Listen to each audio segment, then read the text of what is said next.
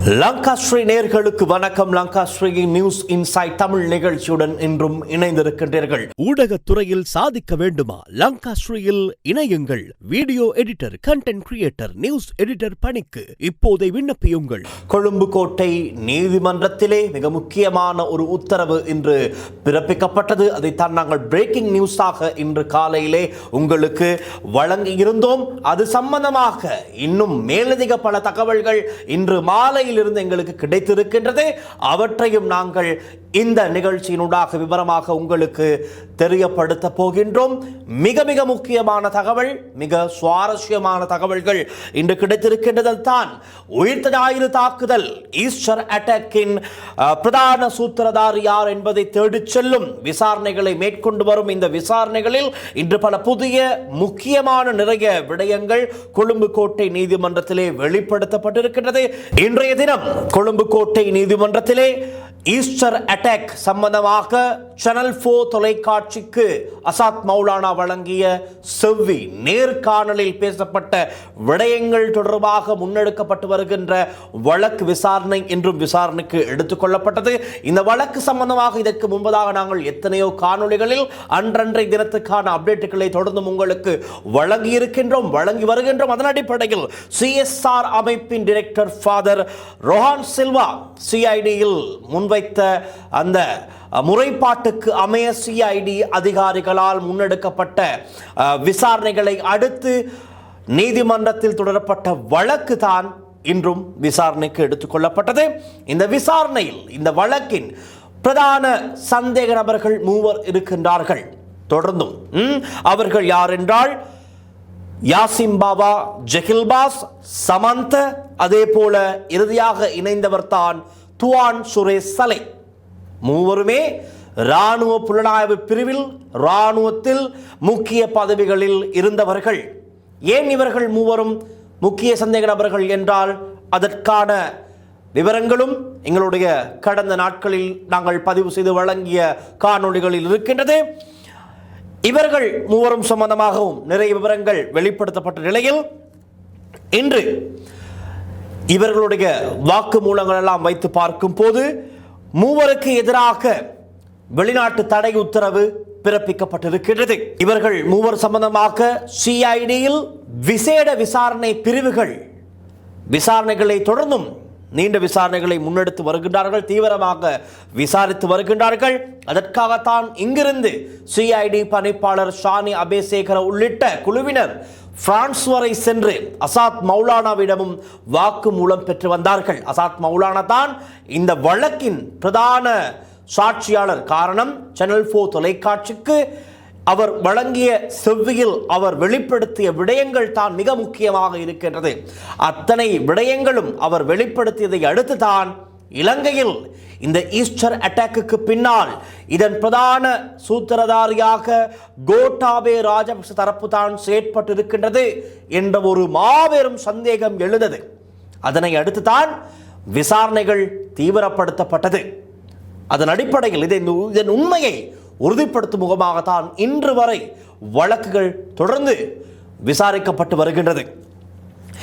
ஆகவே இடம்பெறுகின்ற விசாரணைகள் மூலம் இதற்கு முன்பதாக 2019 இந்த விசாரணைக்கு சாட்சிகள் திரட்டப்பட்டு வருகின்றது, வாக்குமூலங்கள் பெறப்பட்டு வருகின்றது, ஆதாரங்கள் திரட்டப்பட்டு வருகின்றது. அதன் அடிப்படையில் பிரதானமான சாட்சியாளர்களாக இந்த வழக்கில் இந்த விசாரணைக்கு வாக்குமூலம் வழங்கியவர்கள் தான் முன்னாள் பிரதி பொலிஸ்மா அதிபரான நிஷாந்த சொய்சா, முன்னாள் பிரதி பொலிஸ்மா அதிபரான பிரசாத் ரணசிங்க, அதே போல இறுதியாக நான் சொன்னேனே அசாத் மௌலானா, பிரான்சில் உள்ள அசாத் மௌலானா, பிள்ளையானுடைய பிரத்யேக செயலாளராக செயற்பட்ட அசாத் மௌலானா, இவர்கள் மூவரும் வழங்கியிருக்கின்ற இதுவரை வழங்கிய வாக்குமூலங்களை அடிப்படையாக வைத்து அடுத்த கட்ட விசாரணைகளுக்கு எந்தவித தடையும் ஏற்பட்டுவிடக் கூடாது என்ற ஒரு முக்கியமான காரணத்திற்காக நோக்கத்திற்காக இன்றைய தினம் 3 பேருக்கு வெளிநாட்டு பயண தடை விதிக்கப்பட்டது. அதன் அடிப்படையில் தான் கோட்டாபே ராஜபக்ஷ, கர்னல் முகமது அன்சார், பிரேமானந்த உதலாகம ஆகிய மூவருக்கும் பயணத்தடை, வெளிநாட்டு பயணத்தடை விதிக்க நீதிமன்றம் உத்தரவிட்டது. இப்பொழுது உங்களுக்கு ஒரு கேள்வி எழலாம். ஏன் இந்த மூவருக்கும் வெளிநாட்டு பயணத்தடை? அப்படி என்றால் இவர்கள் தான் இந்த தாக்குதலை நடத்தினார்களா, இவர்கள் தான் இந்த தாக்குதலை செய்தார்களா என்ற ஒரு சந்தேகம், கேள்வி எழலாம். இல்லை, அது இன்னமும் நீதிமன்றத்தில் உறுதிப்படுத்தப்படவில்லை. இருப்பினும் அவற்றையெல்லாம் உறுதிப்படுத்திக் கொள்ளத்தான் விசாரணைகள் தீவிரமாக நடக்கின்றது. விசாரணைகள் முறையாக தீவிரமாக நடக்க வேண்டும் என்றால் இன்று தடை உத்தரவு பிறப்பிக்கப்பட்ட, வெளிநாட்டு தடை உத்தரவு பிறப்பிக்கப்பட்ட இந்த 3 பேரும் இலங்கைக்குள்ளேயே இருக்க வேண்டும். சும்மா சரி, இவர்கள் வெளிநாட்டிற்கு சென்றால், தப்பிச் சென்றால் அல்லது வெளிநாட்டிற்கு எப்படியோ சென்றால் ஈஸ்டர் அட்டாக் சம்பந்தமான இந்த விசாரணைகள் இடையூறு ஏற்பட்டுவிடும், தடை ஏற்பட்டுவிடும். அதன் காரணமாகத்தான் இன்று திடீரென்று நகர்வு பத்திரத்தை சிஐடி அதிகாரிகள் நீதிமன்றத்திலே சமர்ப்பித்து கோரிக்கையை முன்வைக்கின்றார்கள். அடுத்த கட்ட விசாரணைகளுக்கு எங்களுக்கு இந்த குறித்த மூவருக்கும் எதிராக பயணத்தடை விதிக்கப்பட வேண்டும் என்று. அதற்கமையே தான் நீதவான் அவர்கள் அந்த உத்தரவை பிறப்பிக்கின்றார். கோட்டாபய ராஜபக்ச முன்னாள் ஜனாதிபதி ஈஸ்டர் அட்டாக்கை அடுத்து தேசிய பாதுகாப்புக்கு அச்சுறுத்தல் என்று மக்களுக்கு அவதானத்தை கொடுத்து தேசிய பாதுகாப்பை பாதுகாக்க மீண்டும் உறுதிப்படுத்த ஒரு மிலிட்டரி ஜனாதிபதி தேவை என்பதை தான் பிரதானமாக பிரச்சாரம் செய்தார்கள். அதன் அடிப்படையில் தான் 69 லட்சம் மக்கள் கோட்டாபய ராஜபக்ச பக்கம் திரும்பினார்கள், வாக்கு போட்டார்கள். ஜனாதிபதியாக ராஜபக்ச குடும்பம், ராஜபக்ச தரப்பு ஆட்சியை கைப்பற்றியது மீண்டும். அதனை அடுத்து ஈஸ்டர் அட்டாக் சம்பந்தமாக நடந்த விசாரணைகள், அந்த விசாரணை அதிகாரிகள் அனைவரும் உடனடியாக இடமாற்றம் செய்யப்பட்டார்கள். ஷானி அபேசேகர சிறைக்கும் அனுப்பப்பட்டார். இப்படியெல்லாம் நடந்திருக்கிறது. நாங்கள் அதையெல்லாம் கடந்த காணொளிகளில் பேசியிருக்கின்றோம். இன்றைய அப்டேட் என்ன என்பதை அடுத்து பார்க்கலாம். முதலில் கோட்டாபய ராஜபக்சவுக்கு ஏன் பயணத்தடை விதிக்கப்பட்டது, உண்மையாகவே ஏன் பயணத்தடை விதிக்கப்பட்டது என்பது சம்பந்தமாக விழாவாரியாக முழு விவரங்களும் இன்றைய தினம் சிஐடி அதிகாரிகள் நீதிமன்றத்திலே எந்த விதமான விடயங்களையும் முன்னிலைப்படுத்தவில்லை. அடுத்த கட்ட விசாரணைகளுக்கு இடையூறு ஏற்படாமல், தடை ஏற்படாமல் இருக்க வேண்டும் என்றால் இவர்களுக்கு தடை உத்தரவு பிறப்பிக்கப்பட வேண்டும் என்ற ஒரு கோரிக்கையை தான் முன்வைத்தார்கள் தவிர முழுமையான விவரங்களை முன்வைக்கவில்லை. ஆகவே என்ன காரணத்திற்காக இவருக்கு தடை ஏற்பட்டது என்பதை உங்களுக்கு கேள்வி எழலாம், சந்தேகம் எழலாம். அதற்கான பதில் இருக்கிறது. இன்னும் ஒரு விடயம் இருக்கிறது. கோட்டாபய ராஜபக்சேனுடைய ஒரு பெயரும் இருக்கின்றது, அதுவும் இன்று பேசப்பட்டிருக்கின்றது. அதுதான் அல்ஃபா.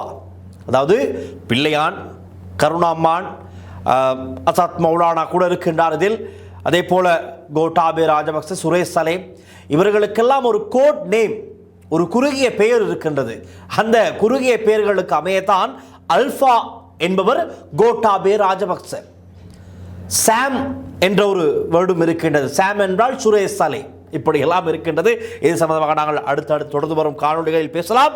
கோட்டாபய ராஜபக்ச ஆனது அல்ஃபா அல்ஃபா எனப்படும் கோட்டாபய ராஜபக்ச என்று வைத்துக் கொள்வோம். கோட்டாபய ராஜபக்ச இப்படி இதில் தொடர்பு படுகின்றார், ஏன் அவருக்கு பயணத்தடை விதிக்கப்பட்டது என்பதை பார்ப்போம். 2019 ஏப்ரல் 21 இலங்கையில் நடந்த அந்த மிலைஸ்தனமான தாக்குதல், ஈஸ்டர் தாக்குதல், ஆட்சி அதிகாரத்தை பெற்றுக்கொள்ள கோட்டாபய தரப்பால் இது செய்யப்பட்டதாக ஈஸ்டர் அட்டாக் நடந்ததுக்கு பின்னர் பொதுவாக முன்வைக்கப்பட்ட ஒரு குற்றச்சாட்டு. அப்போது இருந்த ஆளும் கட்சியாக இருக்கலாம், எதிர்கட்சிகளில் சிலர் இருக்கலாம், அனைவரும் முன்வைத்த ஒரு குற்றச்சாட்டு தான் ஆட்சி அதிகாரத்தை பெறுவதற்காக ராஜபக்ச தரப்பால் செய்யப்பட்டதான் இந்த ஈஸ்டர் அட்டாக் என்பதை ஆணித்தரமாக முன்வைத்த ஒரு காரணமாக நாங்கள் எடுத்துக்கொள்ளலாம்.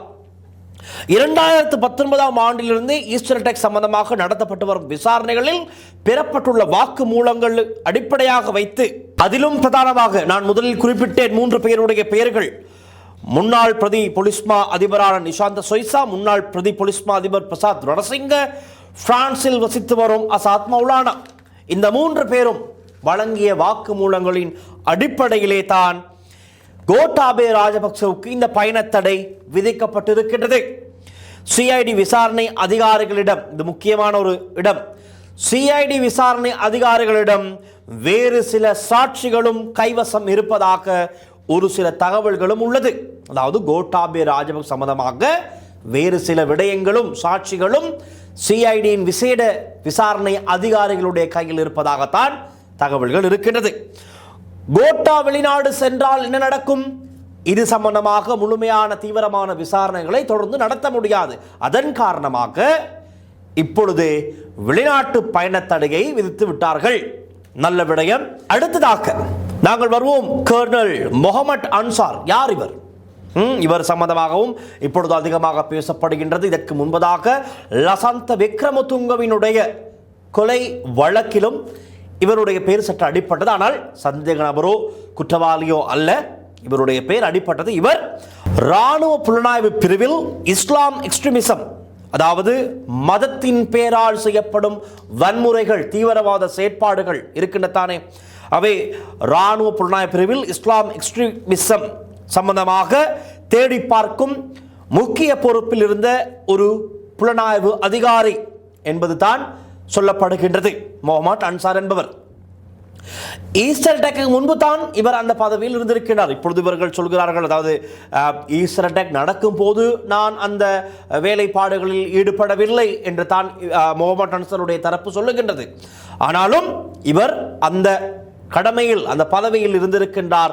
இவருடைய பிரதான வேலையாக இருந்திருக்கின்றது மதத்தின் பெயரால் செய்யப்படும் வன்முறைகள், குறிப்பாக இஸ்லாம் மதத்தின் பெயரால் செய்யப்படுகின்ற வன்முறை சம்பவங்கள், தீவிரவாத செயற்பாடுகள் தொடர்பில் உளவு பார்ப்பதும் அது சம்பந்தமாக தேடி பார்ப்பதுதான் முகமது அன்சாருடைய பிரதான வேலையாக இருந்திருக்கின்றது.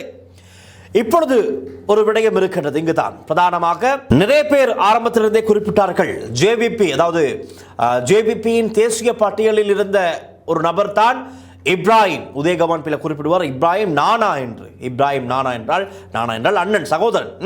ஆகவே உதயகமன் பிள்ளை சொல்வதை போல நாங்களும் சொல்வோம். இப்ராஹிம் நானாவினுடைய 2 மகன்மாரும் ஈஸ்டர் அட்டாக்கில் 2 தற்கொலை குண்டுதாரிகளாக செயற்பட்டார்கள். 2 ஹோட்டல்களில் அவர்கள் தற்கொலை குண்டை வெடிக்க செய்து அவர்களும் இறந்து போனார்கள். ஆனால் அவர்களுக்கென்று ஒரு அமைப்பு இருந்திருக்கின்றது. JMI, ஜமாத்தே மில்லத்தே இப்ராஹிமியா என்ற ஒரு அமைப்பு இருந்திருக்கின்றது. இது தீவிரவாத அமைப்பு என்று முகமது அன்சார் அறிந்து கொள்கின்றார். அவருடைய வேலை அதுதானே. இப்படியான அமைப்புகள், மதத்தின் பெயரால் செய்யப்படுகின்ற தீவிரவாத வன்முறை இயக்கங்கள், அமைப்புகள் சம்பந்தமாக தேடி அவற்றில் என்ன நடக்கின்றது, அவர்களுடைய அடுத்த கட்ட நடவடிக்கை என்ன என்பதை தேடி பார்ப்பது தான் உளவு பிரிவில், இராணுவ புலனாய்வு பிரிவில் இவருடைய பிரதான செயற்பாடாக இருந்திருக்கின்றது.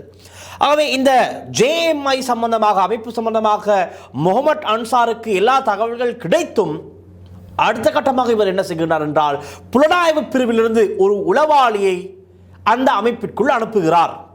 யார் அனுப்புகிறார்? கர்னல் முகமது அன்சார். எதற்காக அனுப்புகிறார்?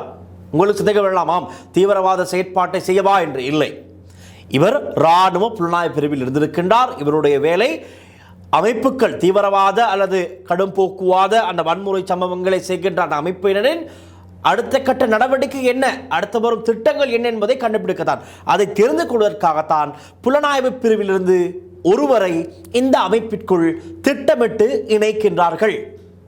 நீங்கள் பார்ப்பீர்கள், இந்த தூர்தந்தர் என்ற ஒரு திரைப்படமெல்லாம் இருக்கின்றது. அதே போல தான் அந்த உளவாளி அம்சா என்ற பெயரில் இப்பொழுது பிரபலமாக பேசப்படுகின்றது சோசியல் மீடியாவில் எல்லாம். அந்த அம்சா போன்ற ஒரு கேரக்டரை இந்த JMI அமைப்புக்குள் அனுப்புகிறார்கள் இந்த புலனாய்வு பிரிவு அதிகாரிகள். அமைப்புக்குள் சென்றவர் என்ன செய்தார் என்பது ஒரு பாரிய கேள்வி. ஒருவேளை இவர்களால் அனுப்பப்பட்ட அந்த நபர், அந்த உளவாளி, இந்த JMI அமைப்பின் அடுத்த கட்ட திட்டங்கள் என்ன என்பது குறித்து மேலிடத்துக்கு அறிவித்திருந்தால் இந்த ஈஸ்டர் அட்டாக் நடந்திருக்காது. ஒருவேளை முகமது அன்சார் இந்த JMI அமைப்பு சம்பந்தமாக அடுத்த கட்ட நடவடிக்கைகள், திட்டங்கள் குறித்து மேலிடத்துக்கு அறிவித்திருந்தால் இந்த ஈஸ்டர் அட்டாக் நடந்திருக்காது. ஆனால் நடக்க விட்டு வேடிக்கை பார்த்திருக்கின்றார்கள். அதுதான் ஏன், என்ன காரணம், யாருடைய தேவை என்ற கேள்விகள் இருக்கின்றது. அது சம்பந்தமாக விசாரணைகள் தீவிரமாக, மிக தீவிரமாக இடம்பெற்று வருகின்றது. பொறுத்திருந்து பார்த்தால் அதன் முழுமையான தகவல்களும் கிடைத்துவிடும். ஆகவே இருக்கின்ற பிரச்சனை தான், அவர்களால் அனுப்பப்பட்ட அந்த உளவாளி இந்த அமைப்பின் அடுத்த கட்ட திட்டங்களை வெளிப்படுத்தினாரா இல்லையா என்பது தான் ஒரு பிரச்சனையாக இருந்திருக்கின்றது. எது எப்படியோ ஈஸ்டர் அட்டாக்கு பிறகு 21க்கு பிறகு அந்த உளவாளி கைது செய்யப்படுகின்றார். யாரால்? இலங்கையில் தீவிரமாக விசாரணைகள் நடக்கிறது. ஒரு ஈஸ்டர் அட்டாக் நடந்திருக்கின்றது. இது சம்பந்தமான விசாரணைகள் தீவிரமாக இடம்பெற்றுக் கொண்டிருக்கும் போது இந்த உளவாளியும் கைது செய்யப்படுகின்றார். இந்த தாக்குதலோடு இவருக்கும் சம்பந்தம் இருப்பதாக. பிறகு என்ன செய்கிறார்கள்? புலனாய்வு பிரிவினர் இவரை கைது செய்த அதிகாரிகளிடம் சொல்கிறார்கள், இவர் எங்களுடைய ஆள்தான், எங்களுடைய ஒரு அதிகாரி தான், நாங்கள் தான் இவரை செட்டிங்கில் அந்த அமைப்பிற்குள்ளே அனுப்பி வைத்தோம், எங்களுக்கு உளவு சொல்வதுதான் இவருடைய வேலை, ஆகவே இவர் இதில் சம்பந்தப்படவில்லை, இவர் தகவல் சேகரிக்க சென்றவர், உளவாளியாக உள்ளே சென்றவர் தான் என்பதை சொல்லி இவரை விடுவித்துக் கொள்கின்றார்கள், வெளியே எடுக்கின்றார்கள். வெளியே எடுத்த நபர் இன்று எங்கு சென்றார் என்ற ஒரு பாரிய கேள்வி இருக்கின்றது. அவர் உள்நாட்டில் இல்லை, வெளிநாட்டிற்கு தப்பிச் சென்றதாகத்தான் இப்போதைக்கு இருக்கின்ற தகவல்கள் சொல்கின்றது. ஆகவே அவர் சம்பந்தமாகவும் தேடி பார்க்க வேண்டிய ஒரு மிக முக்கியமான கடமை விசாரணை அதிகாரிகளுடைய கையில் இருக்கின்றது. நான் முதலிலே குறிப்பிட்டது போல முகமது அன்சார் தரப்பு சொல்கிறது, ஈஸ்டர் அட்டாக்கின் போது தான் புலனாய்வு பிரிவில் அந்த பொறுப்பில் இருக்கவில்லை என தான் அவர்கள் குறிப்பிட்டு இருக்கின்றார்கள். அது சம்பந்தமாக ஒரு குழப்பம் இருக்கின்றது, அது விசாரிக்கப்பட வேண்டும்.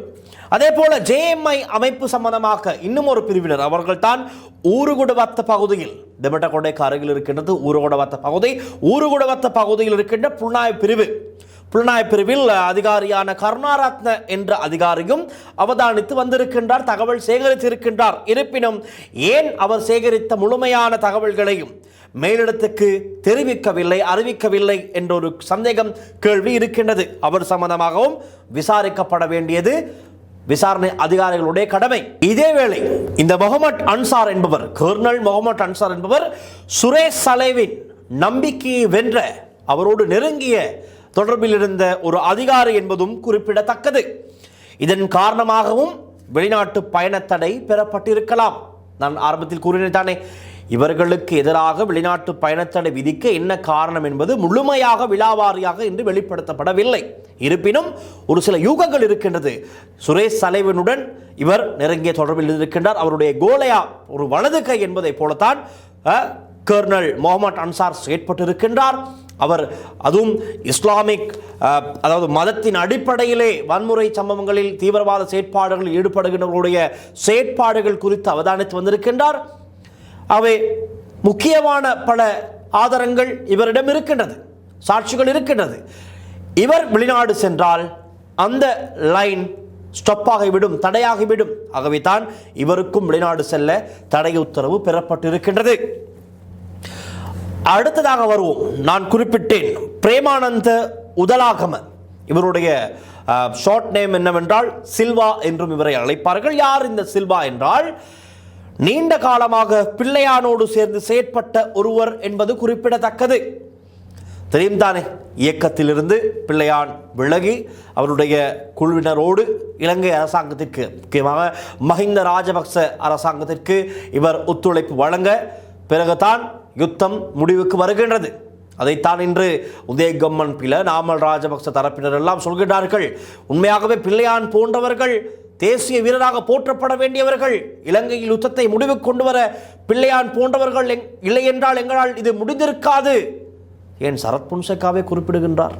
ஒரு இடத்திலே பிள்ளையான் மற்றும் அவருடைய குழுவினரை வைத்துத்தான் இயக்கத்தினரோடு, தமிழீழ விடுதலை புலிகள் இயக்கத்தினரோடு சண்டை செய்யும் போது, யுத்தம் செய்யும் போது இவர்கள் சென்று அவர்களை தாக்கினார்களாம். இவர்கள் நடத்திய தாக்குதலின் காரணமாகத்தான் இராணுவத்திற்கு முன்னேறி செல்ல முடிந்தது என்று அப்போதைய இராணுவ தளபதி ஜெனரல் சரத் பொன்சேகா சொல்லியிருக்கின்றார்.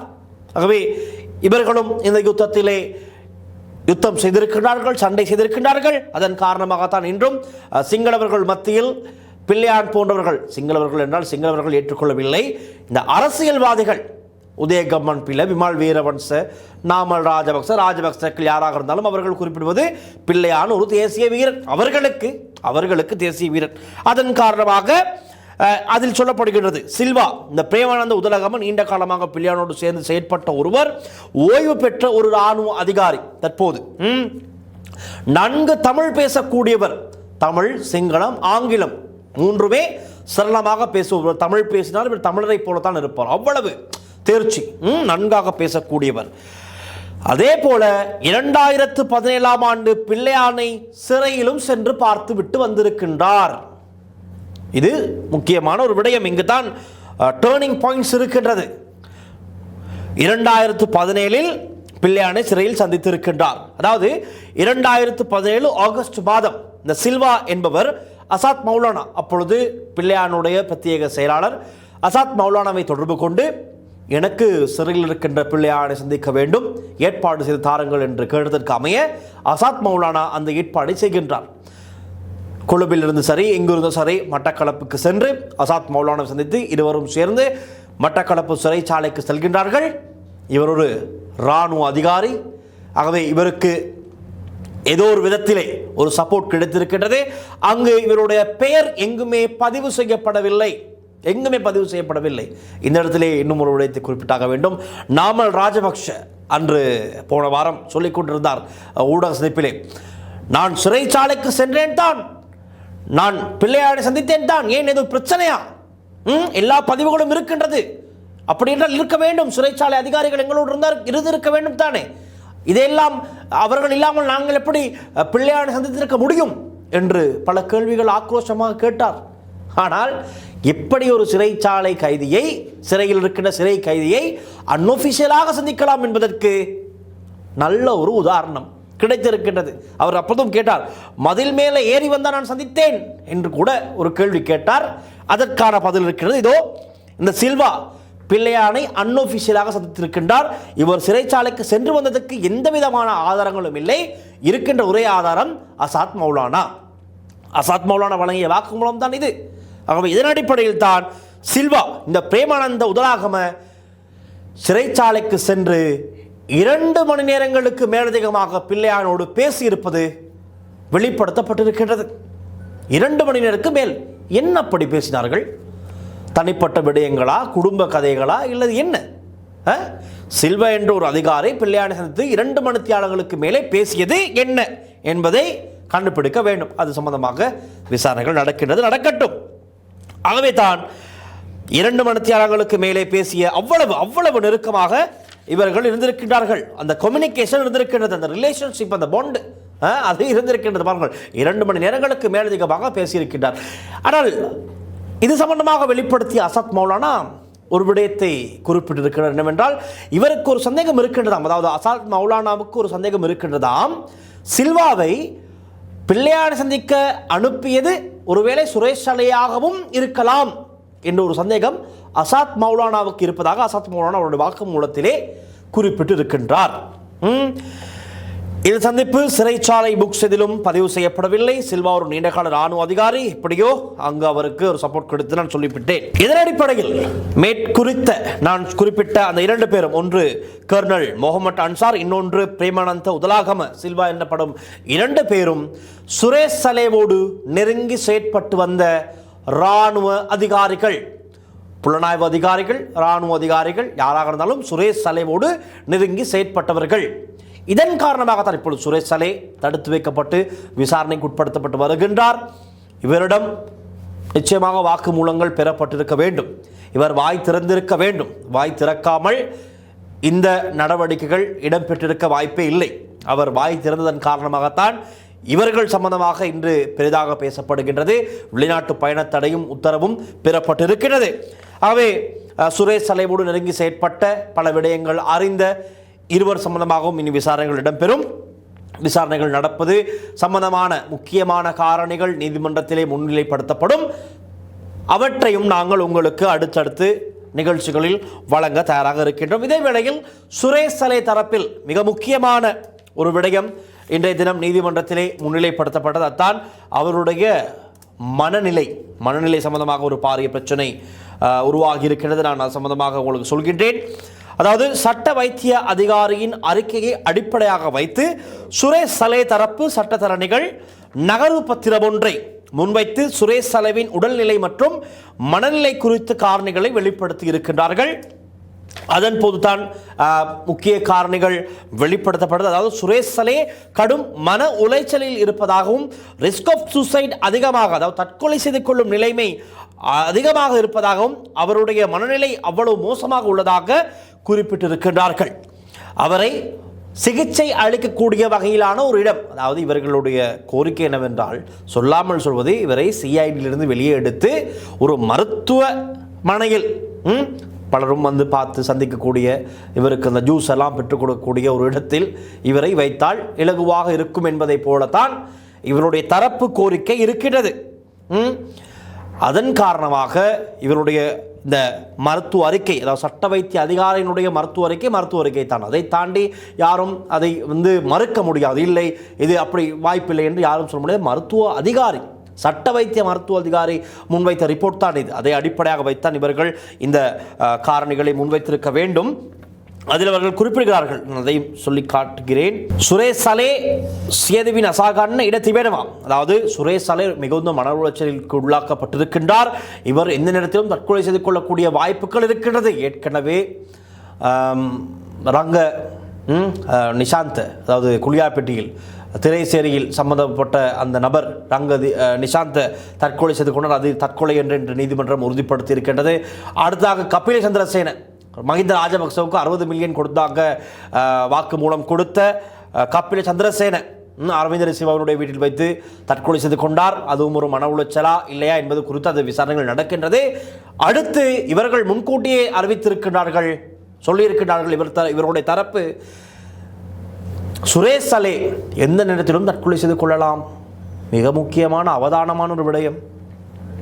என்ன வேணாலும் நடக்கலாம், சுரேஷ் சலேவுக்கு என்ன வேணாலும் நடக்கலாம் என்பதை போல ஒரு எச்சரிக்கை கொடுத்திருக்கிறார்கள். ஆகவே PTSD, இது மருத்துவ வார்த்தைகள், மருத்துவ ரீதியாக பயன்படுத்தப்படுகின்ற வார்த்தைகள், நீங்கள் கூகுள் செய்து பார்க்கலாம். PTSD மற்றும் டிப்ரெஷன், ஆன்சியட்டி என்ற ஒரு வேர்டும் இருக்கின்றது. அது ப்ரொனவுன்சியேஷன் சரியாக என்று தெரியவில்லை, அதை தவிர்த்து மன்னிக்க வேண்டும். ப்ரொனவுன்சியேஷன் பிழையாக இருந்தால் மன்னிக்க வேண்டும். குறிப்பிட்டதை நான் குறிப்பிடுகின்றேன். இந்த 3 வகை வியாதிகள், அதாவது அந்த மன உளைச்சலுக்கு உட்படுத்தப்பட்டிருக்கின்றார், அவர் உள்ளாகி இருக்கின்றார் என்பதைத்தான் இந்த இடத்திலே அவர்கள் குறிப்பிட்டிருக்கின்றார்கள். அதாவது சுரேஷ் சலேவினுடைய தரப்பினர். இதன் காரணமாக இப்பொழுது சுரேஷ் சலேவினுடைய தரப்பினர் அவருடைய பிரதான கோரிக்கை என்னவென்றால், இவரை உடனடியாக CIDயிலிருந்து ஒரு மருத்துவமனை போன்ற இடத்திற்கு மாற்றப்படுவது சம்பந்தமாகத்தான் இவருடைய கோரிக்கை இருக்கிறது. ஆகவே இதை சம்பந்தமாக பார்த்த நீதவான் அவர்கள் நாளைய தினமும் இந்த வழக்கை விசாரணைக்கு எடுத்து இவருடைய தரப்பு கோரிக்கையை சரிபார்த்து என்ன தீர்ப்பு வழங்குவார் என்பது எங்களுக்கு நாளைக்கு தான் தெரிந்து கொள்ளக்கூடியதாக இருக்கும். காரணம், யார் எப்படியாக இருந்தாலும் ஒரு தடுத்து வைக்கப்பட்ட விசாரணைக்கு உட்படுத்தப்படுபவர், அவருடைய உடல்நிலை மிக முக்கியமானது. அது யாராக இருந்தாலும் உடல்நிலை சரியாக இருந்தால் தான் விசாரணைகள் சரியாக நடக்கும். விசாரணைகள் சரியாக நடந்தால்தான் வாக்கு மூலம் சரியாக பெற்றுக்கொள்ள முடியும். இதன் காரணமாக மிக முக்கியம், சுரேஷ் சலேவினுடைய இது சாதாரண ஒரு விடயம் அல்ல, மிகவும் சென்சிட்டிவான, உள்நாட்டிலும் சரி வெளிநாட்டிலும் சரி பலராலும் அவதானிக்கப்பட்டு கொண்டிருக்கக்கூடிய ஒரு வழக்கு விசாரணை. இந்த விசாரணை சரியாக இடம்பெற வேண்டும் என்றால் சுரேஷ் சலே பாதுகாப்பாக இருக்க வேண்டும். அதை நாங்கள் ஆரம்பத்திலிருந்து குறிப்பிடுகின்றோம். சுரேஷ் சலே பாதுகாக்கப்பட வேண்டிய ஒருவர், அவர் மூலம் சரியான வாக்கு மூலங்களை பெற்று இதன் பின்னணியில் இந்த பிரதான சூத்திரதாரிகள் யார் என்பதை கண்டுபிடித்து சட்டத்தின் முன் நிறுத்தப்பட வேண்டும் என்பதுதான் எல்லோருடைய எதிர்பார்ப்பாக இருக்கிறது. அதன் அடிப்படையில் இன்று இந்த வழக்கு விசாரணைக்கு எடுத்துக்கொள்ளப்பட்ட போது என்னென்ன விடயங்கள் பேசப்பட்டது, இந்த பயணத்தடை விதிக்கப்பட்ட மூவரும் யார், என்ன காரணத்திற்காக இவர்களுக்கு பயணத்தடை விதிக்கப்பட்டிருக்கலாம், வெளிநாட்டு பயணத்தடை விதிக்கப்பட்டிருக்கலாம் என்ற காரணங்களையும் நாங்கள் இந்த நிகழ்ச்சியில் வெளிப்படையாக முன்வைத்திருந்தோம். இது சம்பந்தமாகவும் உங்களுடைய கருத்துக்களை கீழே கமெண்ட் செக்ஷனில் பதிவு செய்து கொண்டு எழுதி கொண்டு செல்லுங்கள். மீண்டும் இந்த வழக்கு நாளைய தினம் விசாரணைக்கு எடுத்துக்கொள்ளப்படவிருக்கிறது. இன்று பதற்றத்துக்கு மத்தியில் தான் இந்த வழக்கு விசாரணை இடம்பெற்றது. ஆகவே நாளை இன்னும் சற்று தீவிரமான விசாரணைகள் இடம்பெறும். மிக முக்கியமான பல விடயங்கள் வெளிப்படுத்தப்படும். கிடைக்கின்ற அப்டேட்டுகள் எல்லாம் உடனடியாக எங்களுடைய நியூஸ் இன்சைட் தமிழ் நிகழ்ச்சி மூலமாக உங்களுக்கு தர நான் தயாராக இருக்கின்றேன். ஆகவே மீண்டும் நாளைய நியூஸ் இன்சைட் தமிழ் நிகழ்ச்சியிலும் நாங்கள் இன்னும் விவரமாக கிடைக்கின்ற தகவல்களை உங்களோடு பகிர்ந்து கொள்ள நான் தயாராக இருக்கின்றேன். தொடர்ந்தும் லாங்காஸ்டியுடன் இணைந்தங்கள். ஒளிப்பதிவாளர் லிசி ஹருடன் நான் வில்சன் மின்சன். நன்றி, வணக்கம்.